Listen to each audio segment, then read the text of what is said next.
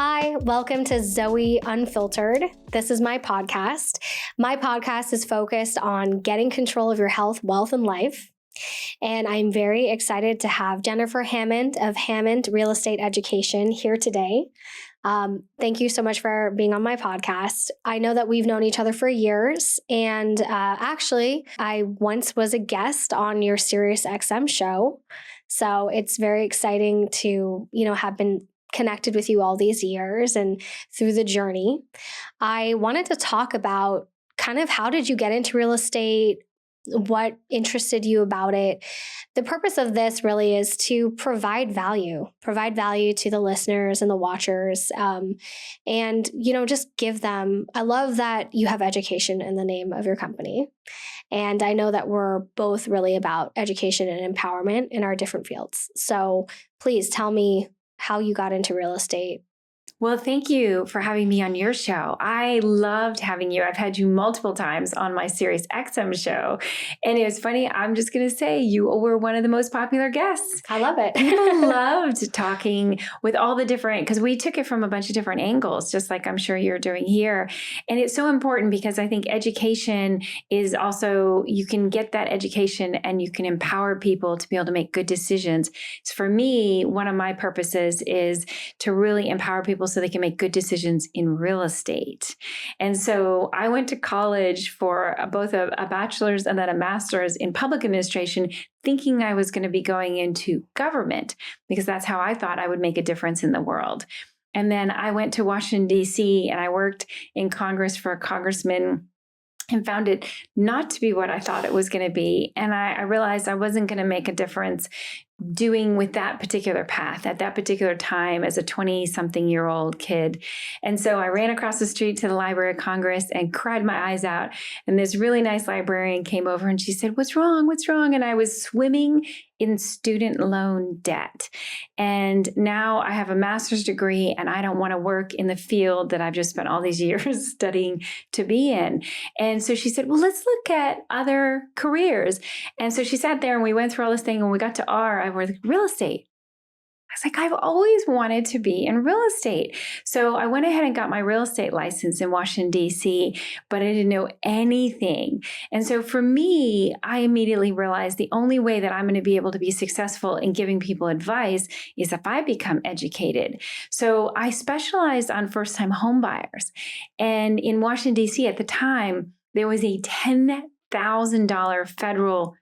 It was just like a grant that they would give you if you bought a home in Washington, D.C. At that time, they were really trying to bring people back into Washington, D.C. to live.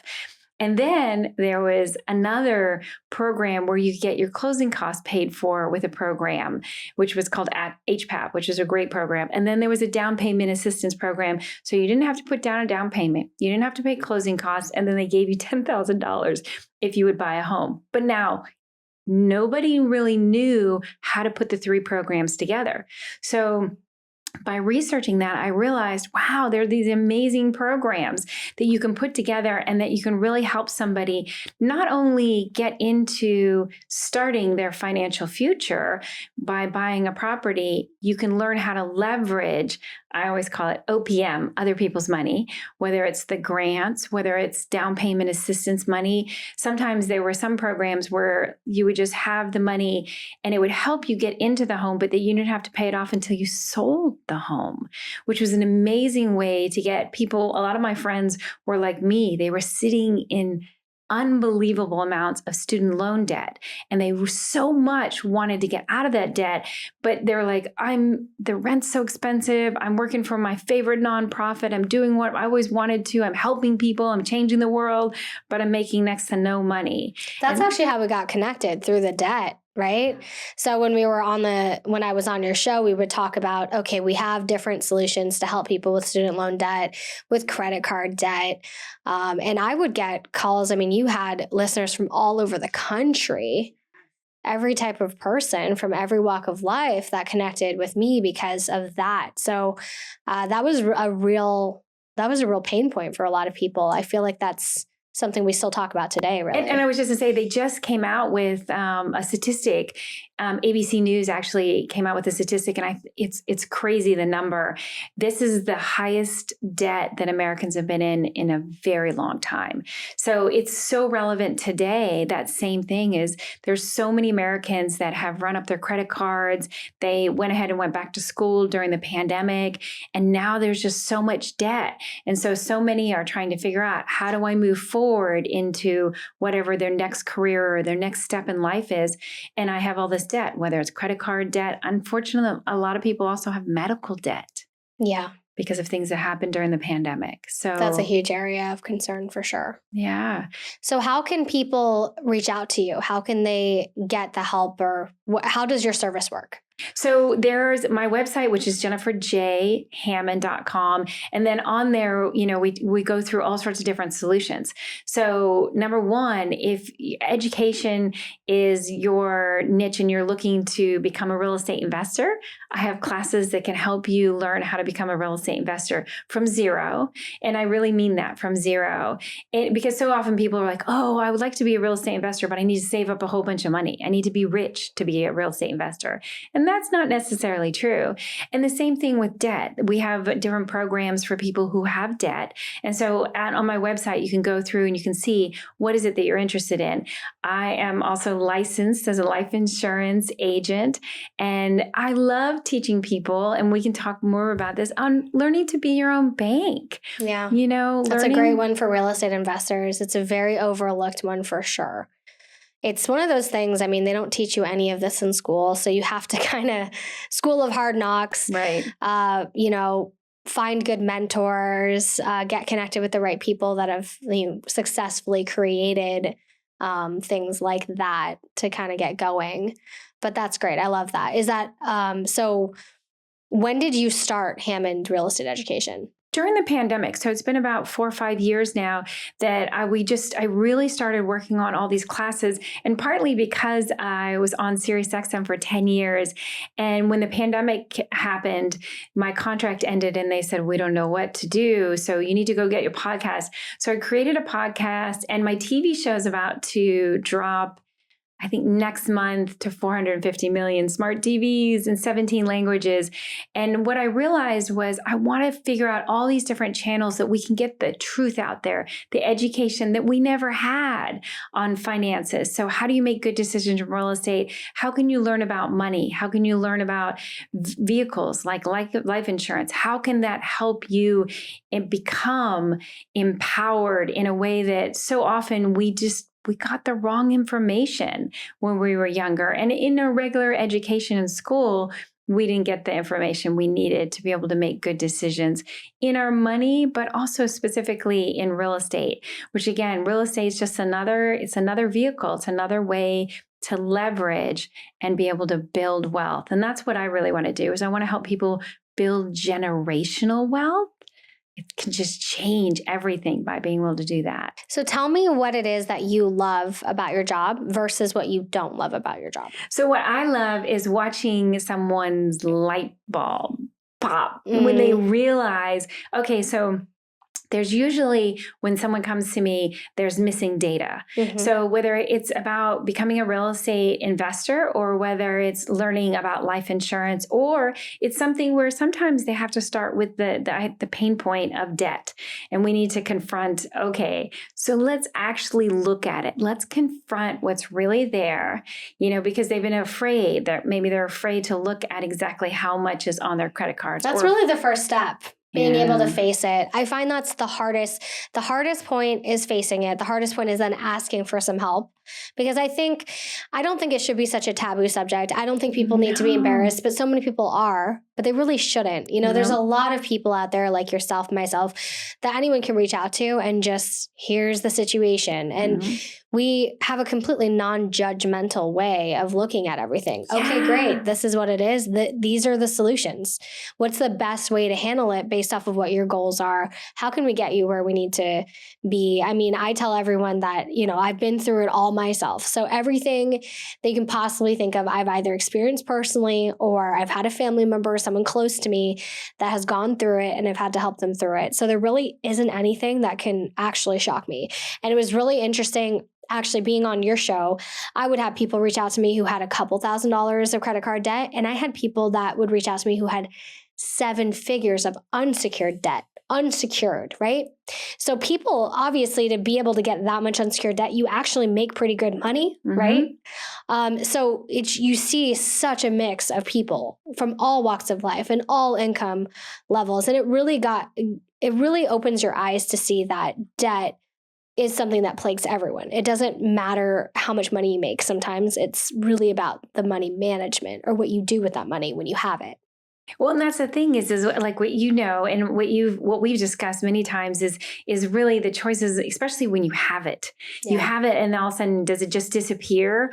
And that goes back to money management skills and how do you make good decisions when you get that money in, and when you have the debt. Be able to not be afraid of confronting it and realizing, okay, it is what it is. It's there. And it reminds me, there's an old story, an old Chinese fable about, I don't know if you've heard about the farmer with the horse that has a broken leg. Never heard it. Oh my gosh. Can I share it? Yeah, of course. So this is fun. So he says, he immediately, he has a horse, and it, first of all, it runs away. And then he's like, so his neighbors come to him and say, this is terrible. He's like, maybe it's terrible. Maybe it's not. Maybe we don't just say, oh my gosh, this is terrible, and everybody's all depressed. So he said, oh, that's okay. The next day it comes back and it brings 5 wild horses. Now he has 6 horses. And he's like, wow, his neighbors come over. Oh my gosh, this is fantastic news. So now we're going through this roller coaster. It's terrible. It's wonderful. And then he goes ahead and his son gets on one of the wild horses and tries to break it. So the horse ends up with a broken leg. The boy ends up with a broken leg, and his neighbors are like, this is terrible. You have a broken horse and a broken thing. And then the army comes in and they say, all young men now have to go into the military, but his son has a broken leg. So they say, well, we can't take your son because he has a broken leg.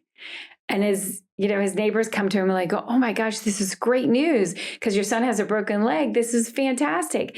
And then it's funny because then afterwards he sits there and he said, so why are we judging it as good or bad? It just is. Just like your debt. It just is. It's part of life. And as long as we start to invalidate ourselves and say, oh my gosh, this is terrible, then we start to make ourselves feel bad. Just like stopping communication. If we will communicate about our debt or about our fears, like I'm afraid I'm going to run out of money if I go into retirement, or I'm afraid to talk to my spouse because I broke an agreement. I went off and I spent money when I wasn't supposed to. Or your parents or whomever it is. We get afraid because we want to judge it as it's good or it's bad. It just is. It's like health. It just is. It doesn't matter. Did it happen because you ate too much sugar? Did it happen because of this? It doesn't matter. This is the situation. How do we confront it?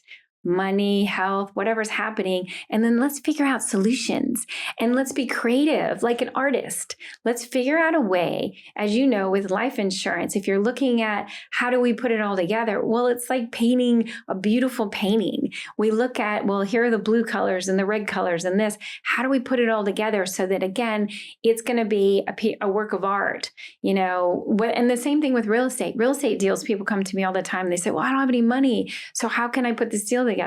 Well, it doesn't necessarily need to be your money. And I always joke about the OPM, other people's money. It could be from a grant. It could be from a mortgage. It could be from your life insurance. You could be borrowing against your life insurance. There's so many different ways that you can put these puzzle pieces together, and then it becomes a work of art. And now how do we judge art? Is it good art? Is it bad art? Again, it goes back to that Chinese fable of, is it good? Is it bad? It just is. And the more that we can appreciate life, it just is, and we confront it and we figure out, okay, in a playful way, how can we figure out the solution to that? It's such a great example of creating and designing your own life, right? Because the whole purpose of doing this podcast, bringing people together is, take control of your health, wealth, and life. And what you're explaining is a great example of designing it by design, right? And your mindset has everything to do with everything, right? Yeah. A lot of things happen, like right now, there's a lot of world conflict. And I think it always puts things into perspective. It's like you could be sitting there wallowing in your own problems, but let's say you compare it to, someone in another country who, whose family's just been taken from them, or who's had, someone close to them murdered, or they've been tortured or something like that. And you really look at it, it puts everything into perspective. Like what is your credit card debt compared to that, right? Right. But I think everyone is entitled to their own space and their own reality and how they view things. And I think we all have struggles, no matter how big or small it may seem to someone else. It's really big to us, right? And so it's helping people overcome that. What's your biggest block or barrier when you start working with a new person? Like, what do you run into the most? I want to say it's the fear of communicating what's true for them. Mm-hmm. Even and I can use it in so many different examples, like with real estate, is really getting to the bottom of, and sometimes we call it 7 levels deep. So I might have to ask the exact same question 7 times to get them to a point where they will tell me. And whether it's the fear of the debt, whether it's the fact that they're not sure if they're going to be able to make good decisions because they actually don't even understand the words in the contract. Like, okay, now I'm going to put a contract in front of you that I need you to sign so that you're going to buy a house. And do you really know what those words mean? And so let's go through those words and let's figure out what words you don't know. And so one of the first things I do with that barrier is just say, it doesn't matter. I have no judgment here. If you don't know what this word means or what that word, and I'm not going to throw out a bunch of crazy words so we don't give people confusions. But if you don't understand what some of these words are, it doesn't matter. And if you've asked me before, and you still don't understand, ask me again. So one of the biggest barriers is just getting someone to communicate and go through whatever it is. The block might be embarrassment. It might be that they feel like they should know whatever that word is, or they should know how to handle their debt, or they should know, like one of the biggest ones for us is their credit score. People don't like to look at their credit score. And if you actually pull up that credit report, one of the things that is amazing on it is there's a lot of things that you can do something about it. Meaning, if they don't have your name right, you can actually get that corrected. Now, you have to remember on your credit score, when they're going through their credit report, if your name isn't the same on all 3 reports, it's going to lower your score because it's a computer. It's a 0 or 1. It doesn't go, oh, well, before she was married, it was this name. And then after she was married, and then she got divorced, or it doesn't matter. What it matters is, what could you actually change on that report that would increase your score? And there are things that you can take control over.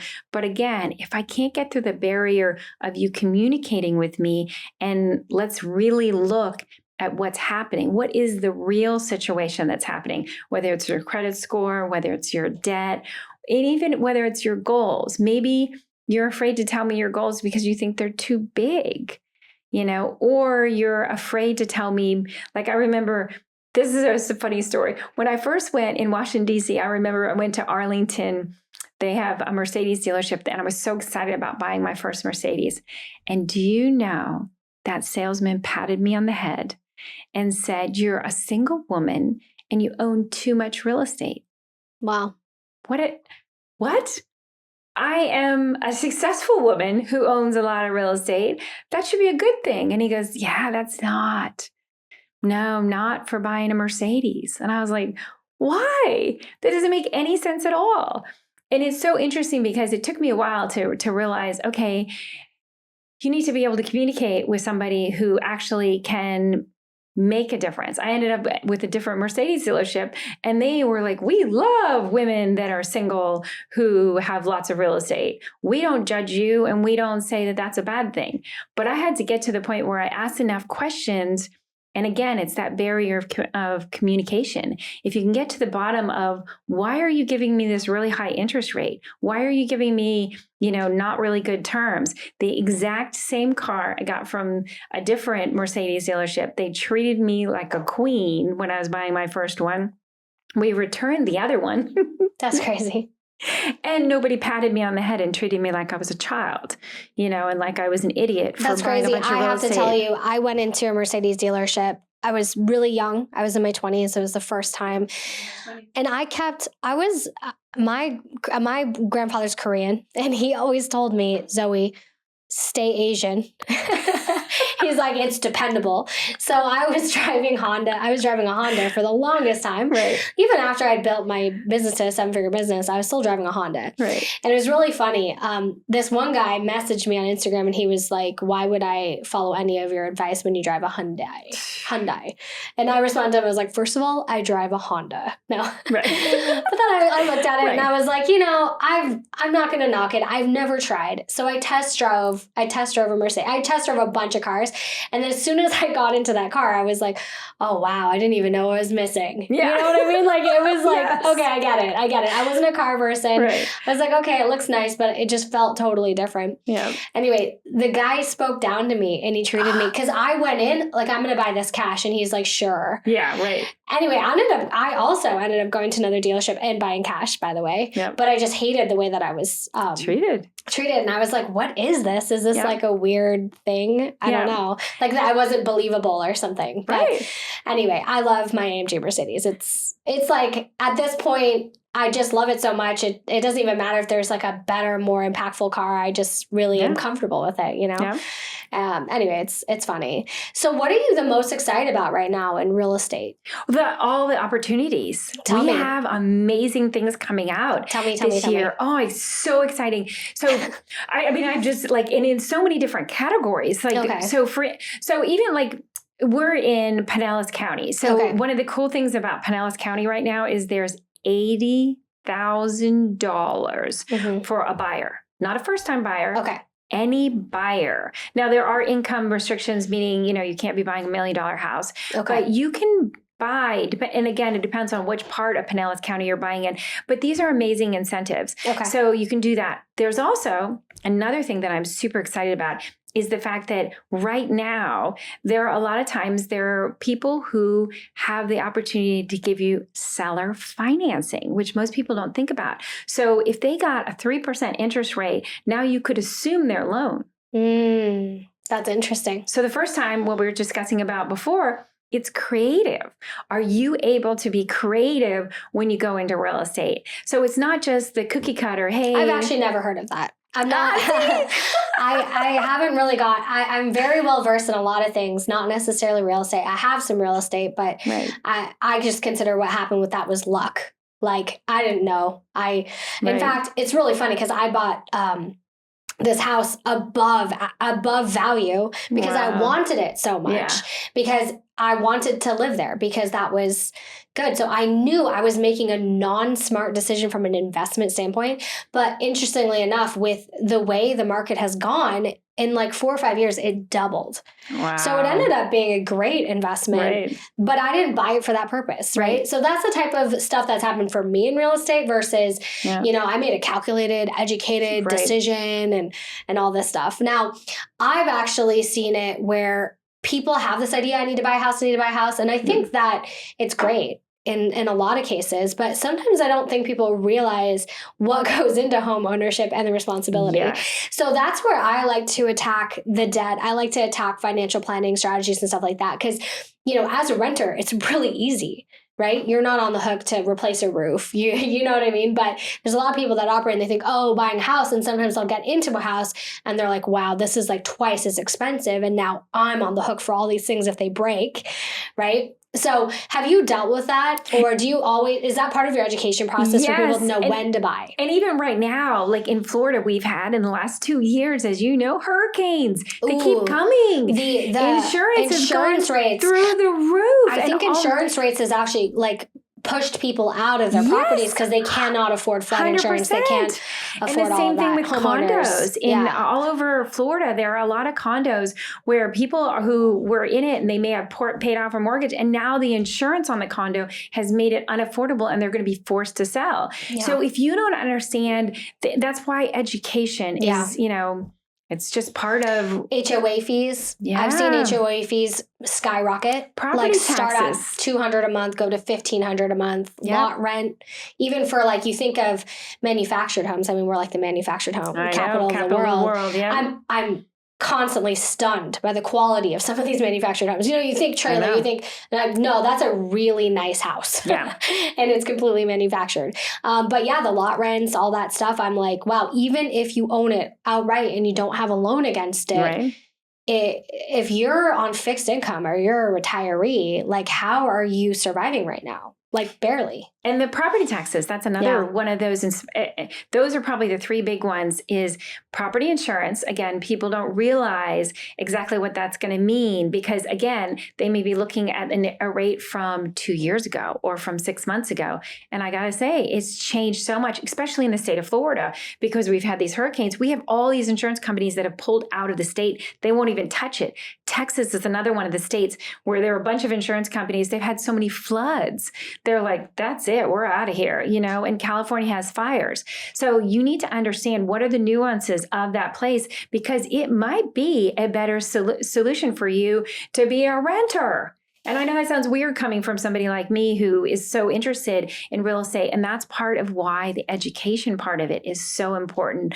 I've been teaching real estate agents recently about AI. Oh, and I'm okay. so excited about AI. It's going to change things in such an amazing way, but it still goes back to education, education, education. And as a real estate, whether you're licensed as a real estate agent or whether you're a real estate investor, whatever aspect that you're going to be playing in this field is still a bit of art. Again, they're going to be puzzle pieces of how do you put it together? How do you paint this? Is it going to be reds and blues? Is it going to be yellows? How do you want to make this? Again, you get to create it and you need to know there isn't one perfect, everybody has to do the exact same path. That's just not the way it works. Just like life insurance, there isn't one.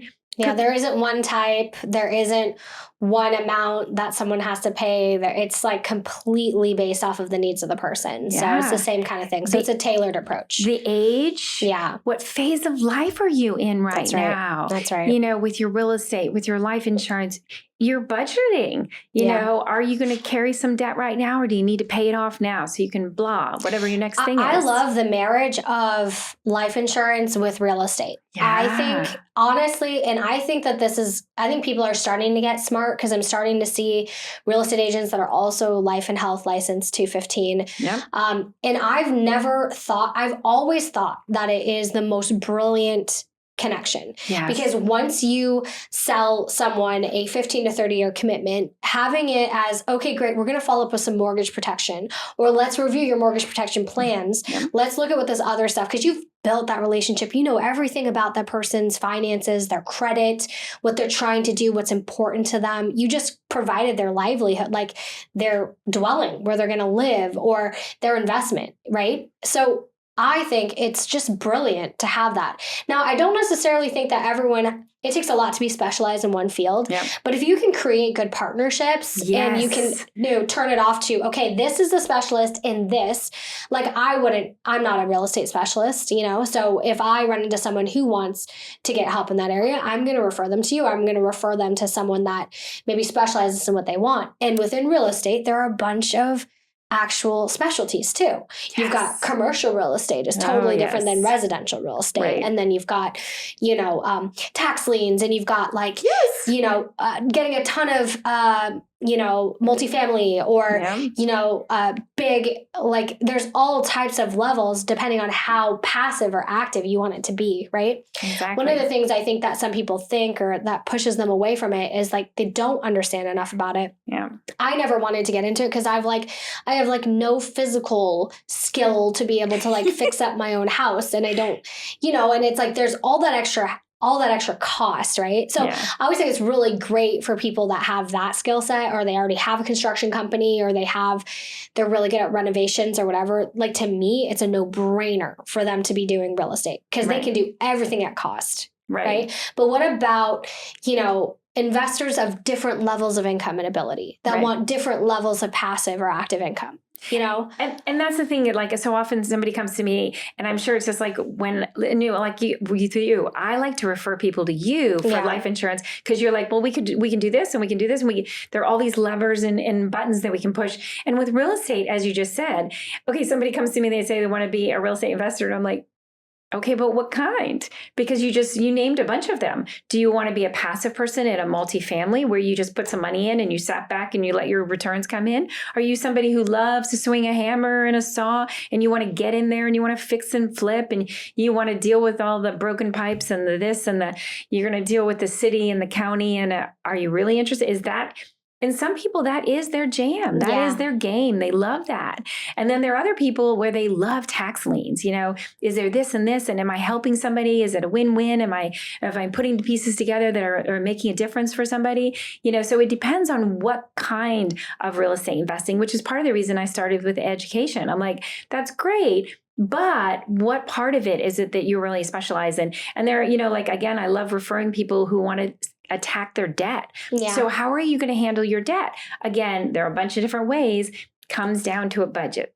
I think what you want and what stage of life you're in is really important too. And that's why I feel like the real estate and the life insurance people need to be completely in sync with each other, because we actually, all the time, without even realizing it, I think we lose business to each other in a way, because there are older people that come and they have this idea that they want to real estate invest, and they are way better off with like an annuity. Yeah. They are way better off with self-funded pension, where they can get a guaranteed income per month, per year, as long as they live, right?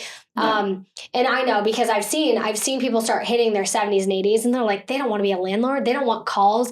Even if they have they also don't want to deal with a management company. Right. They want to deal with all of that stuff.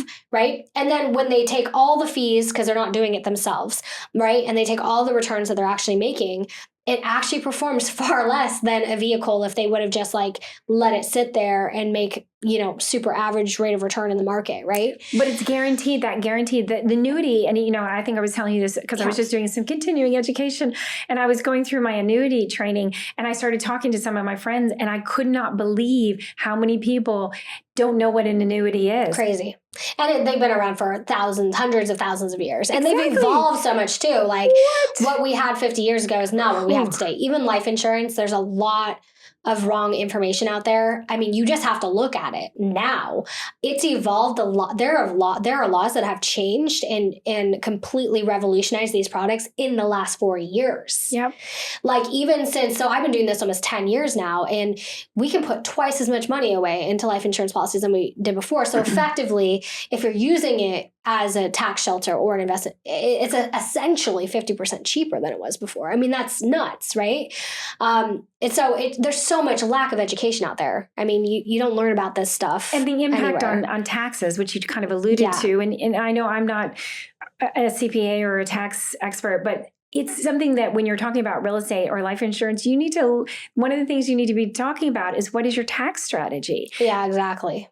You can't not know. And that's part of the reason that the education part for me is so important you mentioned it a couple of times. I actually call it I'm known for my yay. And so I call it your hello, yay. Yeah. And one of the things that I always love to tell people is you need to build a yay team. A yay team. So your yay team is your life insurance expert. Yeah. That's an insurance, meaning like property insurance expert, because you need somebody like in Florida or Texas or California who really understands the nuances. And one of the things that I just had happen recently was somebody who went ahead and they said, no, I got this little cut rate, no name company that's going to give me my property insurance. And then of course they were gone by the time the hurricane showed up. So you need to understand every single one of them, your mortgage person. If you're going to use a mortgage, you need somebody who really understands a mortgage. What are you going to get? Are you paying interest only? Are you paying it off soon? Are you going to leverage that money for 20 years, 30 years? What's that going to be? You need somebody who's your attorney, and whether that's a title attorney, a real estate attorney, whatever you're doing, all of those experts, as you just said, also need to be able to work together. And they need to not contradict each other or try to compete with each other. You need to find a way that yay team, they actually are people, professionals in their own niche, but they're willing to share their information, and they're willing to be there not just when you're buying something from them, but when you have a question. Yeah, there's so many strategies. Mm-hmm. So it's really important to have that balanced team where everyone's on the same page. Yay! I've definitely found that. Yeah. And each one of them should make you say yay. That's why I call them your yay team. Yay team.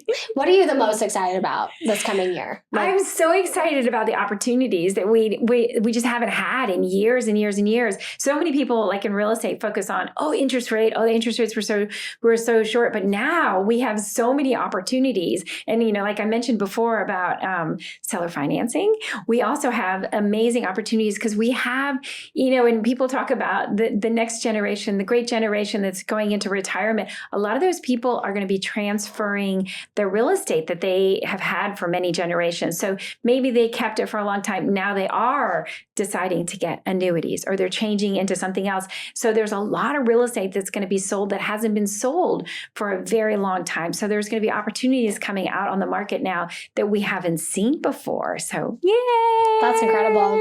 All right. Well, thank you so much for being on my podcast. It was a pleasure. I like to end off.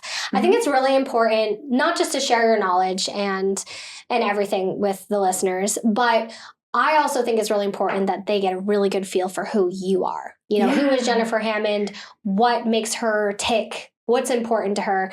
So please, before we end off, I want you to share something that it doesn't have to be work related. Maybe it's a charity or nonprofit organization or something that you feel passionate about. Because, the people that I interview on this podcast, pretty much everyone is successful. Okay. Everyone makes money. At some point when you make a certain amount of money, there's broke, right? And there's like just needing to make money to survive. Right. Right. But then when you surpass that and now you have a higher purpose than just to make money. You're driven by duty. You're driven by, you want to add value. You want to give back, right? I think it's really important. Like, what drives you? Like, what makes you get excited? Is there anything that, is very near and dear to your heart in what you're doing, like a nonprofit that you're connected with or a purpose or anything like that? So my purpose really goes back to my childhood. And I remember waking up in the middle of the night and listening to my mom and dad fighting. And I remember as a kid, I just took my covers and I pulled them over my head thinking, okay, I hope it's all going to be okay in the morning. And I remember when I woke up in the morning and I walked into the kitchen, my mom and dad told me we're losing the house.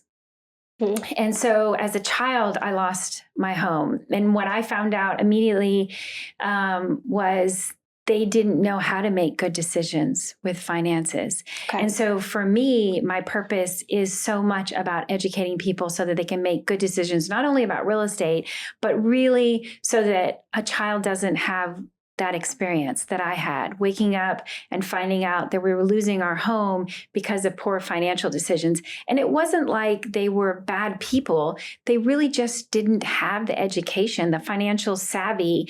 My dad was a lawyer. I mean, you would think that he would have had, that kind of training it's somewhere. Not having your yay team. He didn't have his yay team. He didn't have his yay team. He didn't know how to do it. And they got divorced and, terrible things, there were so many ripple effects from that. And I realized when I got older, I'm like, now I can help other people so that when they're teaching not only their children, but now that impact of teaching someone that can impact. And I always ask them to pay it forward. Will you teach your child that so that we can go ahead and break this, I want to say almost like this unknowingness that people have and the non-confront of wanting to talk about finances or things that are uncomfortable or be embarrassed because we didn't know. So my purpose is very much to educate people so that they can make good decisions, not only in real estate, but in finances. Yay! I love it. Make more yays in the world. More yays. There you heard it from Jennifer Hammond herself with Hammond Real Estate Education. And thank you very much for being on my show today. It's such a pleasure. Thank you. You're welcome.